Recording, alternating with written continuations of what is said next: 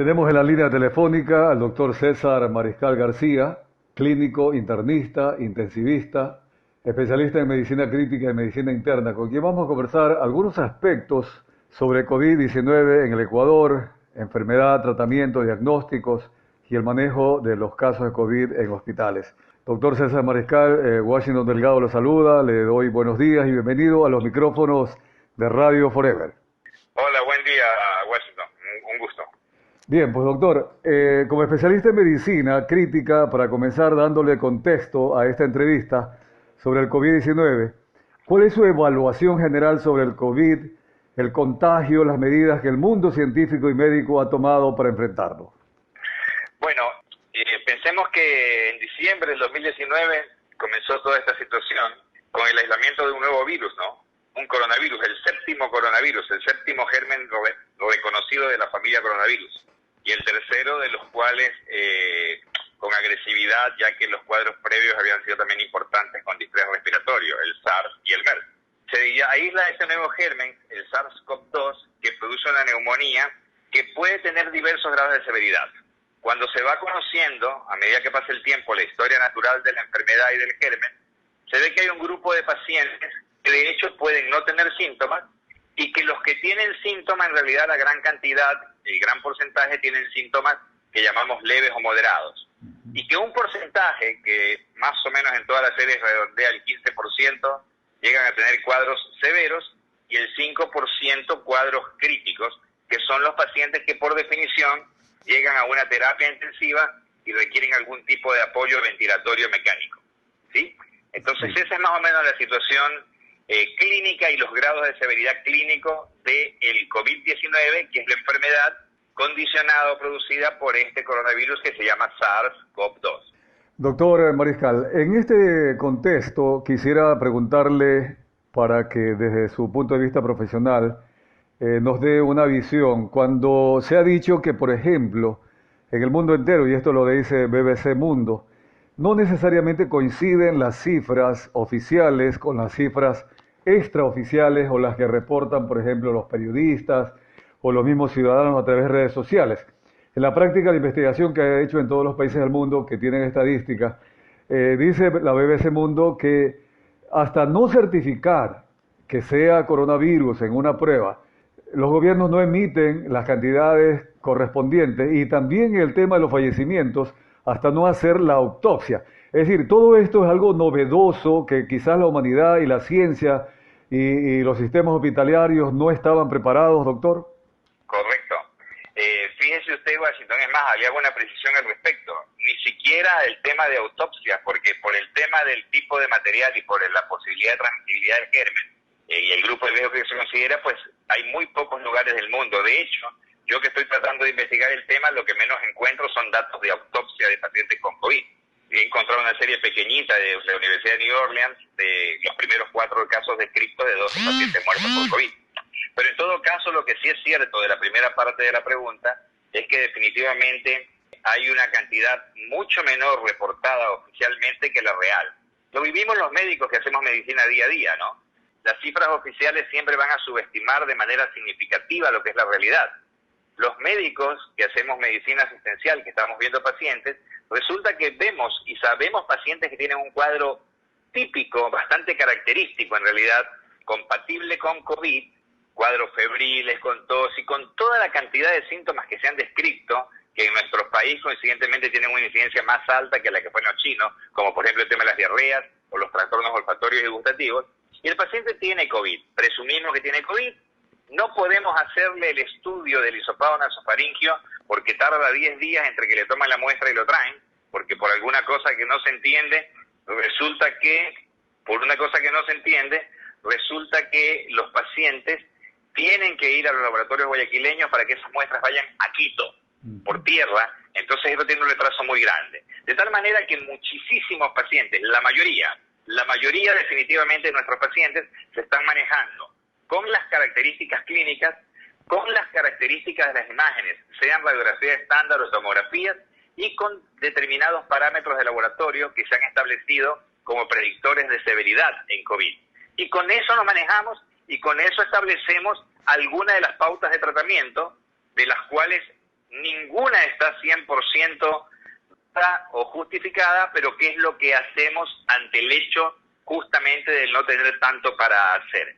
¿Sí? Sí, doctor, entonces, por eso es que algunas personas, a ver, y yo he estudiado el caso de Singapur, Corea del Sur, Japón, Alemania, que ellos inclusive decían, como no tenemos la experiencia, vamos primero a hacer unas pruebas masivas para detectar los centros de contagio y a ellos aislarlos. Parecería que el gobierno, por ejemplo, el municipio de Quito ya recibió el día de hoy grandes cantidades de pruebas y el municipio de Guayaquil estaría recibiendo a mediados de mayo.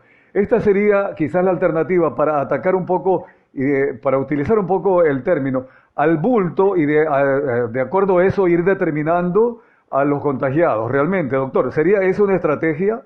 Claro, esa puede ser una estrategia. Lo de Corea del Sur fue muy interesante, porque en realidad lo que hicieron fue establecer una red clarísima, los hacían ir a un punto determinado a los pacientes y tenían el listado de todos sus contactos. Entonces realmente hicieron un cerco epidemiológico muy apropiado. De otro lado, va a pasar que cuando hay un suficiente número de infectados y comiencen a verse quienes han desarrollado inmunidad contra el virus, también se podrá establecer el punto de seguridad, digamos, en el cual las cosas comiencen ya a declinar y a mejorar. ¿Sí? Esa sería la idea más o menos. Pero no quiero dejar de remarcar lo difícil que ha sido conseguir hacer los test del hisopado naso o bucofaringio para hacer el estudio de biología molecular, que es el estudio que se llama PCR, por Polymerase Chain Reaction en tiempo real, que es para poder amplificar el material genético y determinar si ahí está el virus. Eso es algo con lo que prácticamente no contamos, porque se han hecho muy pocas pruebas y por eso hay tal subdiagnóstico.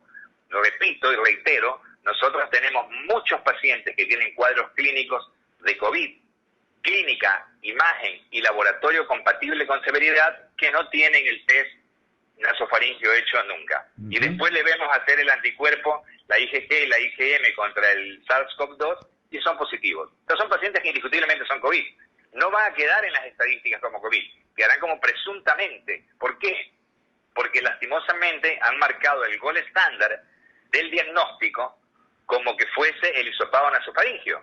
Y ahí está el problema. Entonces ahí las cifras son muy disímiles entre lo que termina siendo oficial y lo que termina siendo real. Doctor, entonces, en beneficio a los amigos oyentes que seguramente están muy atentos a sus recomendaciones, si no se puede hacer la prueba por A, B, X razón, cuando hay síntomas, ya podría el facultativo, el médico, decir, vamos a hacer un tratamiento. ¿Esto cómo sería algo como preventivo o de alguna manera la experiencia del médico ya le da como para entender que aunque no haya una prueba, podría estar con el COVID-19, doctor?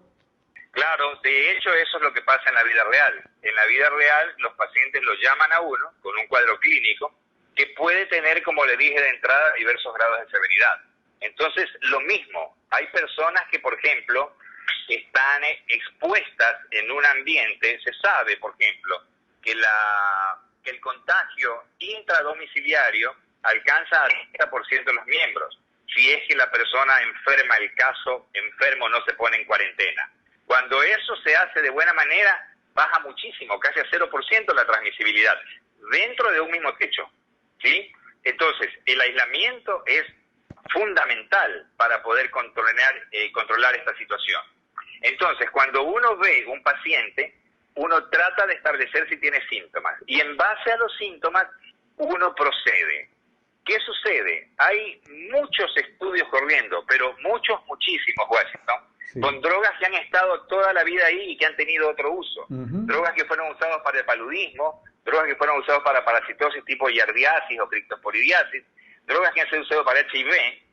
Entonces, anticuerpos monoclonales que se usan en algún tipo de enfermedades autoinmunes.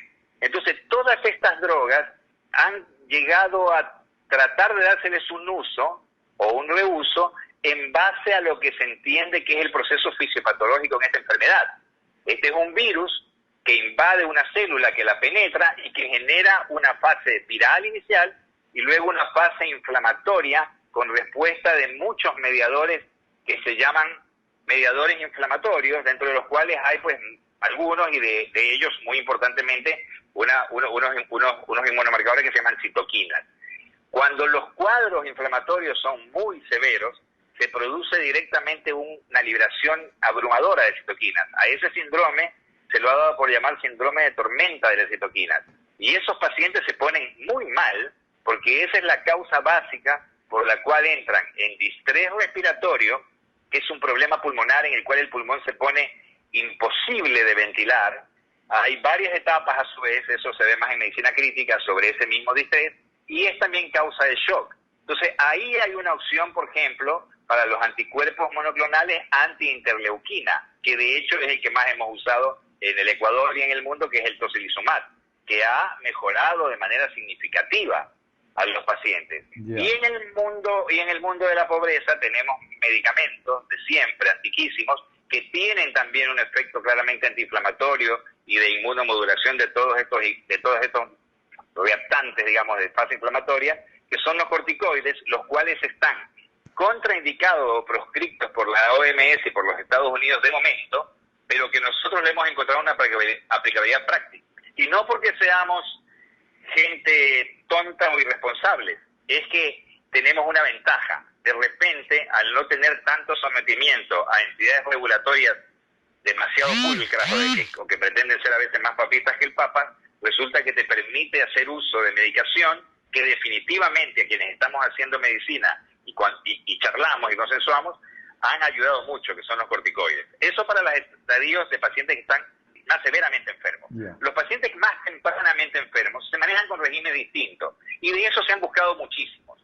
En este momento, el último estudio sobre un antiviral que se usó en el virus del ébola, que se llama Remdesivir, es un estudio que ha dado datos interesantes en una revisión reciente que se publicó en una revista de mucha tirada entre médicos, en el New England Journal of Medicine, que es el Remdesivir, que definitivamente mejora pacientes en los diversos estadios, incluso pacientes que han estado ventilados y pacientes que han requerido más que ventilación mecánica a través de un mecanismo que se llama ECMO, que es la oxigenación por membranas extracorpóreas.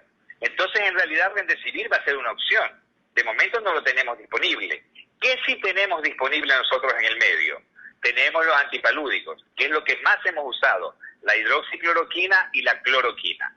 Lastimosamente, muy mal combinada con un medicamento que ha sido sobreusado sin ningún sentido. Esto me gustaría aclararlo, es algo que incito a la gente a que se exprese en un sentido diferente, que es el mal uso de la citromicina. La citromicina ha sido el medicamento que le dieron a todo el mundo en los hospitales, con el respectivo flimucil y paracetamol, y resulta de que en realidad eso no tiene ninguna utilidad, porque se interpretó mal un estudio muy pequeñito que en realidad evaluaba a la hidroxicloroquina, y la hidroxicloroquina se evaluaba como que estaba disminuyendo la cantidad de días que el virus estaba presente, y resulta que el agregado de citromicina en 6 pacientes, 6, hizo de que el acortamiento de los días de excreción viral fueran al 100% de los pacientes en los que reciben las dos drogas. Eso no es nada y sí incrementa los riesgos. De hecho, ¿por qué digo que no es nada? Porque ni siquiera tenemos muy claro cuál debe ser el endpoint o punto de evaluación mejor para poder saber cuál es la intervención útil. Y de momento, ¿sabe cuál están usando los estudios clínicos? La determinación de que haya persistencia o no del virus en los hisopados nasofaringeos. Y eso es un error. ¿Por qué razón? Porque uno puede tener positivos los PCR de los hisopados nasofaringeos hasta el día 10, 20, 28, hasta el 42, y no necesariamente significa que ese virus sea infeccioso. ¿Sí? Está claro que hay una infectividad muy importante en la primera semana, indiscutible, pero muchos pacientes tienen determinado como positivos los test de PCR de la polimerasa de chain reaction, que busca el material genético del virus, pero esos virus no son infectantes. Entonces, ese parámetro de evaluación ¿es fundamental? No lo es, pero es el que hemos usado la mayoría de los estudios clínicos. ¿Qué sí es fundamental? Ver si se muere más gente o menos gente, si la gente está hospitalizada más tiempo o menos tiempo, o si hay pacientes que mejoren, en lugar de ir de mejor a peor, que vayan pues de peor a mejor, como algunos medicamentos pueden haber mostrado, digamos. Más o menos eso. De Esa es la acuerdo. idea. Doctor César Mariscal, al final de esta entrevista quisiera un poquito en las conclusiones resumir justo lo que usted nos acaba de compartir en la parte inicial con el tema del diagnóstico y las mejores recomendaciones. Pero yo quisiera también preguntarle algunos temas que han surgido a nivel mundial y también local para ir aclarando, combinando un poco qué es real y qué no es real. Ejemplo, comencemos con unas autopsias que se habría realizado en un hospital en Italia, en donde se determina que hay un riesgo de tromboembólico por el COVID-19, al punto de decir, algunos lo han dicho, en el caso del ABC de Paraguay, por ejemplo, que tomó ya esta información por parte del embajador paraguayo en Italia y está recomendando a su gobierno que se dé este tratamiento como tromboembólico. ¿Qué de verdad existe en este tema, doctor Mariscal? Mire, debe ser la pregunta, una de las preguntas más interesantes probablemente esa que usted acaba de hacer y más álgidas, ¿no? Definitivamente este es un proceso inflamatorio en el cual pueden haber fenómenos de todo tipo, ¿sí?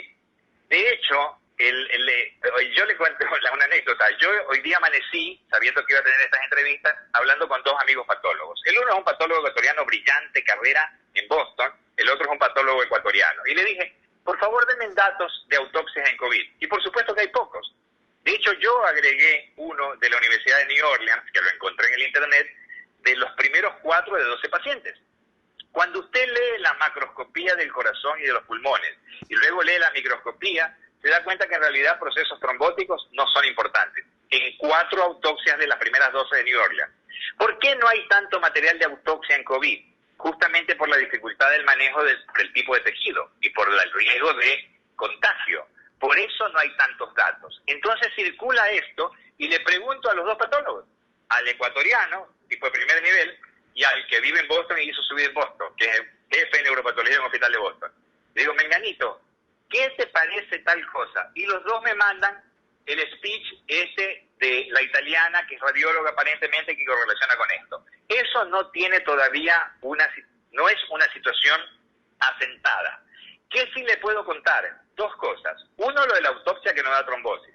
Y otro, la confusión que generó un estudio pequeñito de 3 pacientes chinos, que cuando uno los mira dice, oye, pero qué enferma estaba esta gente, 70 años, tenían 2 de ellos stroke previo, eran diabéticos, el uno tenía un carcinoma nasofaringio, y resulta que en esos pacientes súper críticamente enfermos, hacen un cuadro como de trombosis muy importante arterial, y a eso le llamaron un síndrome catastrófico antifosfolípido. Pero resulta de que por definición está mal conceptualizado de esa manera, porque ese síndrome requiere por lo menos presencia de determinado tipo de sustancias que se llaman anticuerpos antifosfolípidos presentes ahí y 12 semanas después. No se puede concluir. Entonces me parece que hay mucha interpretación errada. Tras esto aparece algo con un nombre bonito, un acrónimo que se llama RITAC, y el RITAC lo escriben 2 argentinos. Entonces ponen que el RITAC es tener un cuadro compatible con COVID más una de estas 6 cosas. Y los criterios 6, yo soy un tipo inteligentísimo, me voy a entender al toque. Los 6 criterios van de tener fiebrecita a estarse muriendo en shock. Entonces, ¿de qué estamos hablando? Para darle anticoagulación y supuestamente un inmunosupresor que se llama metotrexate, que es lo que estos argentinos proponen, a un grupo de pacientes. Yo lo que diría es que los pacientes que tienen enfermedad trombótica a nivel pequeño, todo lo que es pequeño se llama micro, hacen un cuadro que se llama microangiopatía trombótica, básicamente. Lo que tienen esta gente es que tienen enfermedades comórbidas. No es el COVID per se, a mi modo de ver, hasta donde yo lo analizo. No es el COVID per se, hasta donde yo lo analizo, el que causa el cuadro. Porque cuando uno ve autopsias por cualquier otro tipo de causas de muerte, infecciosas o no, uno en la autopsia encuentra cantidad de hallazgos que son similares.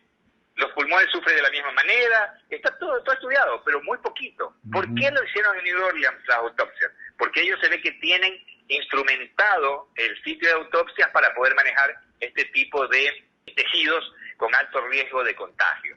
Entonces, eso que usted dice, que a mí me lo han mandado 50 personas y lo comencé a leer, que si los americanos no comen tal y que si esto que el otro, y comienza esa descripción, de momento no adhiero porque no tiene que ver con el COVID per se. De hecho, yo publico algunas videos y uno de mis videos decía eso. El COVID per se no es causa de enfermedad trombótica venosa, por lo menos, que no es lo mismo trombosis venosa que arterial.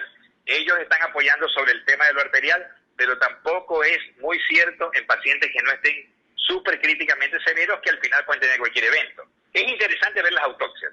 Y las autopsias de los 4 pacientes, de los 2 en New Orleans, todos tienen las coronarias bien, a pesar de que eran todos afroamericanos, y eran hipertensos y 3 eran diabéticos. Entonces hay mucha cosa, mucha tela para cortar, mucha cuestión que no sabemos, mucha falta de datos. Ya. De tal manera que todo está todavía como incierto, ¿no? Como no del todo conocido. Es decir, con esto queda que también será de corroborar científicamente este tipo de información. Ahora, el otro, la inmunidad post-COVID-19. ¿Quedan inmunes quienes han superado esta enfermedad? ¿En qué momento ya es 100% dado de alta? Y si es, digamos, también real el hecho de que están donándose el plasma y que va a ayudar a otros pacientes, doctor. Sí, otra pregunta súper interesante. En realidad, todas las enfermedades, bacterianas, virales, hacen que el cuerpo reaccione produciendo anticuerpos. Nosotros tenemos, los anticuerpos se producen por unas células plasmáticas que vienen de los linfocitos B y son de 5 tipos, pero los 2 que tienen que ver mucho con cuestiones inmunitarias en temas microbiológicos son la inmunoglobulina M, que es la inmunoglobulina de reacción inmediata. De hecho, cuando yo tengo una enfermedad presuntivamente infecciosa y la IgM es positiva, digo, el cuadro es de ahora, es agudo, ya. En cambio, cuando se eleva la inmunoglobulina G, el cuadro fue previo o el paciente está vacunado, ¿sí? Entonces, ¿qué pasa con COVID? Al día 7º comienza a elevarse la IgM, baja variablemente al día 14, día 20, y al día 14 más o menos sube la IgG. De tal manera que la IgM es positiva en un 80% más o menos al día 7 y la IgG al día 14. En un momento, por supuesto, están las dos sobrepuestas, porque está cayendo el nivel de IgM y está quedándose el de IgG. ¿Qué se presumiría o cuál sería la lógica? La lógica debiera ser que esta IgG sea protectora a largo tiempo. Nadie va a contestar eso porque recién tenemos 120 días de enfermedad. Vamos a poder contestarlo cuando 5 años después resulta de que esta persona ya no tenga la misma enfermedad otra vez. De momento, parecería que sí es protector la IgG, pero básicamente por estudios experimentales animales, de infectar a los animales, tratarlos y volverlos a querer infectar, ya no pudiendo conseguírselo. Entonces, tal vez sí haya inmunidad, lo que no sabemos todavía, o por obvias razones de tiempo, es si esta inmunidad va a ser permanente, ¿sí? De acuerdo. Doctor César Mariscal, vamos a la parte de las pruebas. ¿Qué de verdad existe de la efectividad de que deben ser pruebas nasales? Algunos dicen que debe ser más profunda en la garganta. ¿Cuáles serían las pruebas recomendadas? Esto dentro de la pregunta como un aspecto, porque lo otro es la información de que se están importando tanto en Quito como en Guayaquil otras pruebas de los Estados Unidos, y que de verdad existe de que algunas pruebas provenientes de China habrían sido rechazadas en España por falta de seguridad o que no eran efectivas. Sí, en la primera parte de la pregunta, parecería que el hisopado nasofaríngeo, o sea, cuando te meten el palillo por la nariz para ir a la faringe posterior, parecería ser mejor que el orofaringio, que te toman del fondo de la garganta, digamos. El nasofaringio tiene más rédito que el orofaringio. Pero en realidad cuando tú vas, te vas a dar cuenta que te toman las muestras de ambos lados y las ponen en el mismo tubo, porque eso es lo que se hace. Mejor que eso sería, pero no hay necesidad de hacerlo, salvo que el paciente tenga un respirador, esté intubado, mejor que eso sería si uno pudiera lavar los bronquios en un procedimiento que se llama lavado broncoalveolar, se aspira por un endoscopio y se envía esa muestra. Esa sería la mejor muestra. Pero como la mayoría de los pacientes no están ventilados y no se les hace VAL, justamente por el tema del contagio, porque ya asumen que tienen COVID y hay otras formas de diagnosticarlo, entonces en realidad el hisopado nasofaringio es el que sería mejor desde el punto de vista de rédito. Siendo una sensibilidad es el hecho de casos positivos que denotan una enfermedad, ¿no? Y especificidad serían los casos negativos que denotan verdaderamente que no hay una enfermedad, o sea, verdaderos positivos o verdaderos negativos. Bueno, en este caso son más o menos 80%, porque hay un 20% de hisopados nasofaringios que pueden ser negativos. De hecho, en los estudios que están estudiando a los pacientes secuencialmente para ver hasta qué momento dejan de ser excretores de virus, hay gente que recién tiene su primer hisopado positivo nasofaringeo al día 11, por ejemplo, a la muestra número 11, ¿sí? ¿Qué pasa con frecuencia? Que una muestra puede ser negativa, una segunda muestra puede ser negativa, y eso no descarta COVID. Por eso es que tiene que ver todo el contexto clínico. Nada es contundente para ser 100% seguro, ni en el un sentido ni en el otro. Lo mismo pasa con los estudios clínicos y con los estudios de imágenes. Los estudios de imágenes tienen bastante característica, de hecho se ha hecho una clasificación al respecto de esto. Entonces uno ve un contexto clínico, ve una tomografía que es acorde con esto y uno asume que es COVID, ¿sí? Uno asume que es COVID. No importa si el hisopado nasofaringeo es negativo, no importa. Es mucho más sensible tener una tomografía con afectación que tener un hisopado nasofaringeo positivo. Escúchese lo que digo. De tal manera que, porque las tomografías en realidad, reportado de que pacientes críticos tengan tomografías normales, no es más del 2%.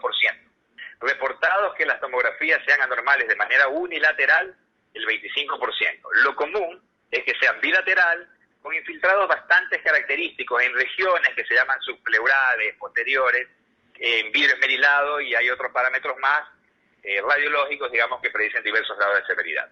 Entonces uno tiene un paciente, que es lo que nos pasa día a día, y lo llaman a uno con síntomas. Mucha gente, ¿qué pasa, Washington, en el Ecuador, que es la realidad nuestra de siempre? Mucha gente se alarma y le dice, ¿sabe? Tiene que hacerse tal cosa. Y el paciente no accede, o porque han sido imposibles los medicamentos, o porque ellos no tienen.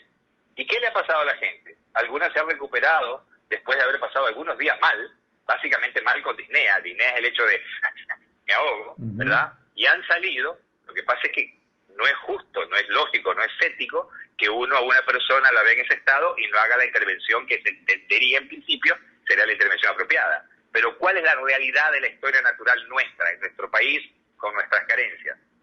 Mucha gente se recupera, y al revés, mucha gente está bien y súbitamente hace cuadros muy cataclísmicos, muy catastróficos, y mueren. Generalmente son los pacientes que tienen criterios de riesgo. Ayer mismo, un señor de 70 y pico de años, hipertenso, diabético, con un solo riñón porque estaba operado de otro riñón por cáncer a los 20 años, parecía estar con un cuadro más o menos entre moderado y severo, y súbitamente hace una muerte. Entonces, ¿qué está pasando allí? Entonces hay variedad de pacientes, hay variedad muy grande. Por suerte, en realidad el 80% de los pacientes son personas que van a andar relativamente bien. ¿Qué tiene esta enfermedad? La primera semana los síntomas son variadísimos, Hay series en las cuales solo el 40% de los pacientes tienen fiebre, escúchese, el 40%.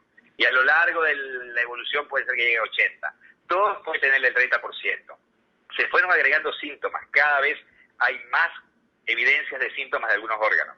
Entonces, esto está dando una cosa muy, muy variada. Entonces, en severidad, los pacientes que son leves, que no desaturan el nivel de oxígeno, pueden llegar a tener disneas que no lo preocupan a uno demasiado porque no desaturan, si bien el paciente se siente un poquito disneico, un poquito fatigado, esos pacientes son leves. Se curan solos o en su defecto con alguna intervención. El tema es que, en honor a la verdad, nadie puede decir que tal o tal intervención ha sido claramente útil. Vuelvo a decir, porque los estudios por ahora han sido diseñados para evaluar mejoría o efectividad, mejor dicho, de una intervención a través de la negativización del hisopado nasofaríngeo. Y eso no es el punto más importante para ver. El punto más importante para ver es que los pacientes no caigan en neumonías críticas, o que los pacientes mueran menos, o que tengan estancias hospitalarias más cortas. Doctor, sí. Perdóneme, Sí. esto está abierto a todo. Si uno se pone a leer, encuentra que hay una multiplicidad de fármacos por todos los ángulos. Hay antiparasitarios tipo nitazoxanida, hay antiparasitarios que por suerte enganchó poco porque no hay ninguna evidencia, solo son evidencias in vitro.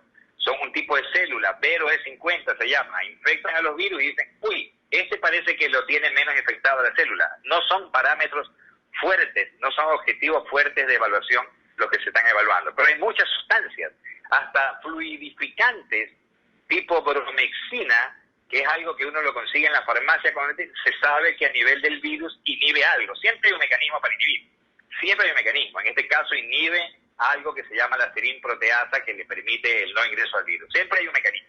Todo fármaco no es que genera algo nuevo, lo que hace es que modifica una situación determinada. Entonces ahí está abierto un campo enorme para investigar y para que Dios quiera tengamos algo. La FDA ahora está corriendo un montón de estudios sobre hidroxicloroquina. Yo hice una revisión el otro día y hay 70 estudios en diferentes condiciones clínicas. Gente que está previo a exponerse, por ejemplo militares o personal médico, gente que ha estado expuesta a gente con alta carga viral, que me parece que es un grupo de pacientes que requieren tratamiento porque la efectividad de ellos ha sido probablemente muy alta, y el uso de cada uno de estos fármacos en diversos grados de severidad de enfermedad. Muy heterogéneo el tema, muy todavía todo por definir. Este sería más o menos el concepto. Excelente, doctor. Usted creo que ha sido bastante didáctico. La ciudadanía que nos está escuchando lo tiene bastante claro. Yo quisiera concluir con una inquietud un poquito general, si se quiere, pero también tomando en consideración lo que usted nos acaba de compartir antes de esta última pregunta. Por una parte sabemos que va a demorar mucho el tema del descubrimiento de la vacuna, salvo algún milagro, alguien que por allí pues la descubra antes de un año, año y medio, 2 años, quién sabe. Por lo tanto, sería otra conclusión el hecho de que los tratamientos deben hacérselo con facultativos, médicos como usted, que están inclusive a través de WhatsApp, ya luego vamos a tratar ese tema, recomendando, haciendo citas para ir determinando caso por caso, ¿no? Porque no se puede hablar de una receta genérica. Pero también hay otro tema, ya usted ha hablado sobre el mal uso de la acitromicina, etcétera. Finalmente, hay otro tipo de información, es decir, en 2 temas con los que quiero cerrar. Primero, por ejemplo, yo le voy a mencionar otras drogas que podrían estarse reposicionando, así como la acitromicina. El colufase antiparasitario, Invermin o Inverticina antiparasitario, Everón, que se está usando en Cuba con el nombre interferón alfa 2B, Actenra para pulmones, garganta alcalina y no acidez, jengibre, hierba, luisa y otros más. ¿Cómo ve usted todo este panorama de que a veces las personas, un poquito en el temor, van previniendo tener una garganta alcalina y no ácida, y luego también este tipo de alternativas de medicamentos? ¿Cómo resumir, doctor César Mariscal, y qué recomendaciones tiene precisamente al respecto? Claro, excelente. La primera parte, la de los fármacos. Justamente el colufase que usted llama es lo que yo llamé nitazoxanida, con el nombre farmacológico, ¿no verdad? Entonces el colufase es una droga que puede ser coadyuvante de hidroxicloroquina, lo mismo que la bromexina. La ivermectina, lo único que hubo, no hay ninguna aplicación por ahora, por lo menos, no sé si alguno lo estudió la FDA, lo que hubo fue una cuestión in vitro, para ver solamente el tema de la replicación viral dentro de una célula, una cosa in vitro, y se fue un estudio australiano de la ivermectina. El de la citromicina fueron 2 estudios franceses. La citromicina, le explico por qué yo digo que no. La citromicina fue así: hubo un grupo de gente que estaba recibiendo hidroxicloroquina, muy pocos pacientes, y de esos a 6 le dieron acitromicina. Lo publicó un doctor Gautret. Entonces este señor dice, miren qué cosa interesante, los pacientes que recibían solo hidroxicloroquina, al día 6 negativizaban el RNA del virus el 52% de los pacientes.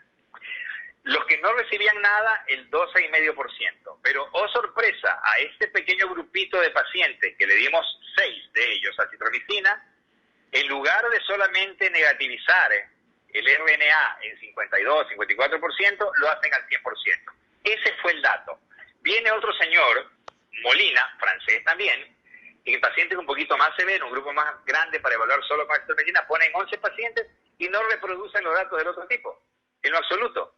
¿Y qué pasa con la citromicina? Ahí sí se incrementa el riesgo de interacción farmacocinética con la hidroxicloroquina, cosa que ha preocupado tanto y un poquito de más para mi gusto a determinada gente con el asunto de el electrocardiograma y la cantidad de gente a veces que no tiene razón de tener un electro anormal, desde donde se entiende que debería ser anormal un electro cuando uno va a recibir un fármaco que se llama algo del QT prolongado. No lo tiene, pero sin embargo han retrasado tratamientos por andar dándose vuelta por un electro, y resulta que ahí sí hay un problema. La citro sí incrementa el riesgo de interacción medicamentosa. Piense que los medicamentos tienen una cinética, se absorben, se metabolizan, se distribuyen y se excretan. El metabolismo o biotransformación es un tema que se da básicamente a niveles enzimáticos, hepáticos básicamente, donde hay un grupo de enzimas que pueden ser sustrato para diversos fármacos. De ahí viene la interacción medicamentosa. Es como que yo tengo ocupada una compuerta que otro fármaco quiere usar. y puede ser que el incremento le baje el nivel al otro fármaco. Eso se llama interacción medicamentosa. Entonces, todos los fármacos coadyuvantes están buenos. De lo que usted nombró, la colufasa es la nitazoxanida, el otro es la ivermectina, que tiene el estudio in vitro, y el que usted dijo de la Actenra, ese es el tocilizumab. Ese es un medicamento que ha resultado de maravilla para los pacientes que se ponen muy severamente enfermos, que están haciendo la tormenta citoquímica. Tocilizumab, todo lo que termina en umab, es un anticuerpo monoclonal humanizado, porque hay tres tipos, ¿no? Murino, proteína de fusión y humanizado. Entonces, esto es humanizado. Entonces, el tocilizumab es un anticuerpo anti-interleuquina 6, que es uno de los principales mediadores del cuadro de distrés y shock. El Actenra nos ha resultado realmente súper útil. Yo estoy haciendo telemedicina y he visto pacientes con criterios de severidad que no han llegado a críticos, porque si no tienen buena terapia, pero con pacientes severos, con disnea persistente, gente con factores de riesgo. Hemos logrado conseguir, bueno, decimos el nombre comercial, usted lo usó, Actenra, tocilizumab es el fármaco, y en realidad es el fármaco más buscado en este momento para esos pacientes. Y usted no lo encuentra en ninguna parte. Un día en X distribuidora habían para 50 tratamientos y habían 300 personas peleándose fuera en una fila. Entonces realmente hay utilidad en esos fármacos. Con lo que tiene que ver con medios naturales no opino, porque en realidad no sé. No es un tema del que yo me fije demasiado en realidad, pero con el asunto de si hacer cosas naturales, que la gente con frecuencia usa, pero la verdad es que no lo sé, porque carecen de evidencia científica. Entonces sería hablar muy desprolijamente. Doctor César Mariscal García, para agradecerle finalmente, usted está atendiendo en su consultorio. ¿Podría compartir con la ciudadanía que nos escucha cómo contactarlo? Sí, gracias. Yo soy médico del Omni Hospital, estoy en la Torre Médica 2 del Omni. Por ahora no estoy haciendo medicina presencial, sino a través de telemedicina. Y bueno, tengo un 210-9181 es un teléfono de referencia que contesta mi secretaria, pero le agradezco muchísimo la deferencia esta última, pero en realidad la gente ahí sabe cómo encontrarlo. Esta ciudad por suerte es pequeña y como que medio todos nos conocemos. Si no nos conocemos, bueno, somos familia. Los García López con los Delgado López y todos somos familia. Ah, mire usted. Muchas gracias, doctor. Le agradezco muchísimo. Ha sido de mucho aporte para aclarar muchos temas sobre este asunto y sobre todo para el conocimiento de la ciudadanía. Muchas gracias, muy amable. Gracias a usted, ha sido un gusto. Igualmente, gracias. Vamos a la pausa comercial.